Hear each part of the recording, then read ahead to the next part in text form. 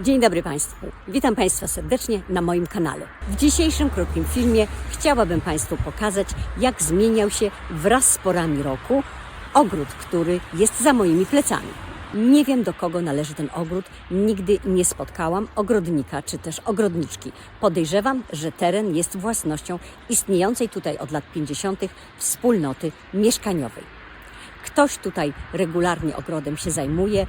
Zmiany, które w nim zachodzą, bardzo mnie interesują. Mnie w ogóle zachwycają zmiany w przyrodzie i zmiany w każdym ogrodzie i małym ogródku. Zapraszam Państwa na film.